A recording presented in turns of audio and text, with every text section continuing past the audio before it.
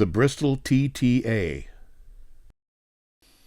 When the war was a few months old, the Filton and Brislington works of the British and Colonial Airplane Company were fully engaged in the production of BE-2Cs and Bristol Scouts, and no original design work was being done. The firm's team of designers began to disperse. Frank Barnwell was commissioned to the Royal Flying Corps, and Clifford Tinson joined the Air Department of the Admiralty.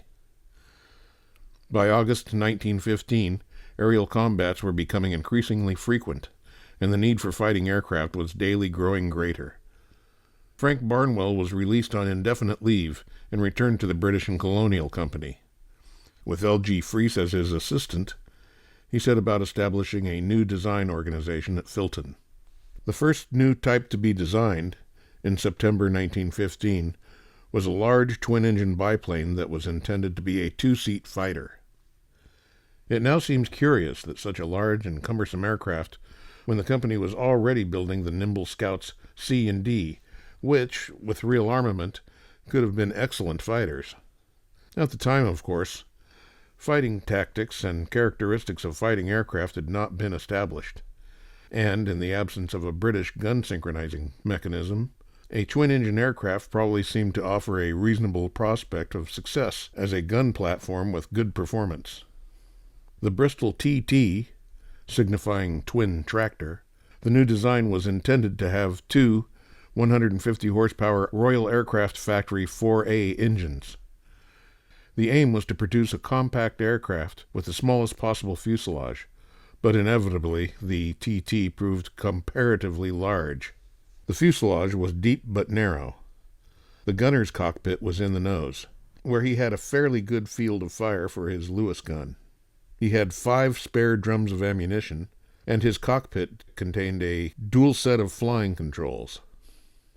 The pilot sat behind the wings, and there was a provision for him to have a Lewis gun mounted to fire aft. He had 3 spare ammunition drums. The main fuel tanks were in the fuselage between the cockpits.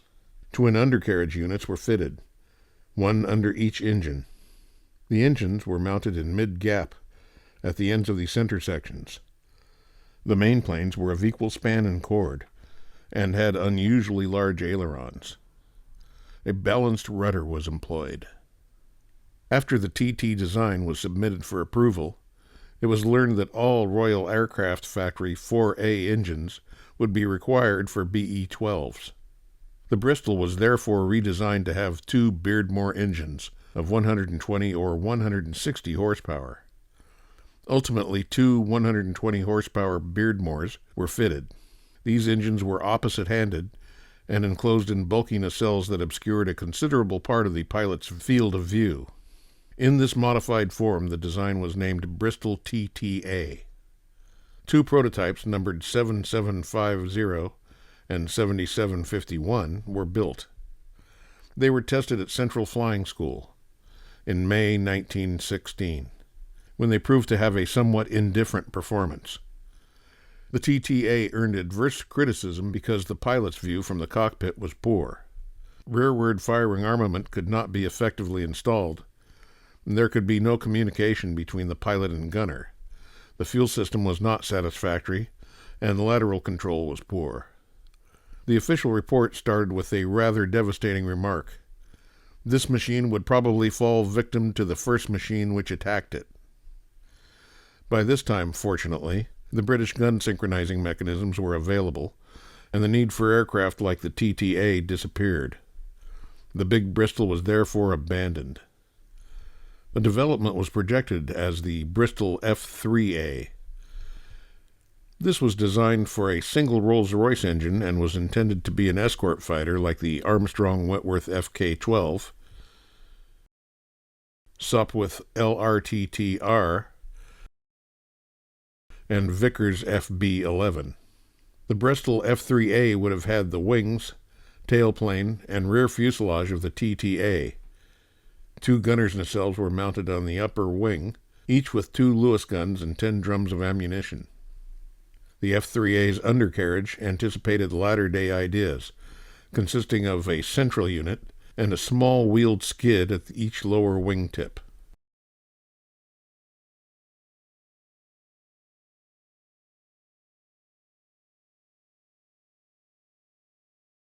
the Bristol S2A. The Bristol TTA had represented one attempt to produce an aircraft from which a machine gun could be used effectively. The Bristol S2A was another, quite different approach to the same problem. Little more than half the size of its twin-engine predecessor, the S2A was virtually a two-seat version of the Scout D with side-by-side seating. It was designed to meet an Admiralty requirement for a two-seat fighter. Two prototypes, 3692 and 3693, were ordered, but were wisely abandoned in favor of the Sopwith 1.5 strutter. The War Office thought the S2A might make a good trainer, however, and two aircraft, 7836 and 7837, were built for the Royal Flying Corps. The wings and tail unit of the Bristol S2A closely resembled those of the Scout D. The fuselage was considerably wider, and the center section was of correspondingly greater span. The 110 horsepower Clerget was carried in a fore and aft mounting, with a cowling that resembled that of the Sopwith tabloid. The first S2A was completed in May 1916, by which time, for obvious reasons, it had been named Tubby by the men who had designed and built it. The second emerged in June 1916. The aircraft was quite fast and maneuverable, but the Clerget installation proved troublesome at first. The S2As were delivered to the Central Flying School in June and July 1916. One was later seen at Gosport with a 100 horsepower Gnome monosopape engine in a modified cowling, and it appears that one was flown as a trainer at Rendicombe in 1917. The machine used at Rendicombe seems to have been known as the Sopwith Sociable, possibly because the Bristol S2A bore some resemblance to the original Sopwith tabloid. Some members of the Royal Flying Corps referred to the S2A more pungently as the pregnant Bristol. Neither of the S2As seemed to have survived the armistice. At Filton, Frank Barnwell had moved on to much greater things.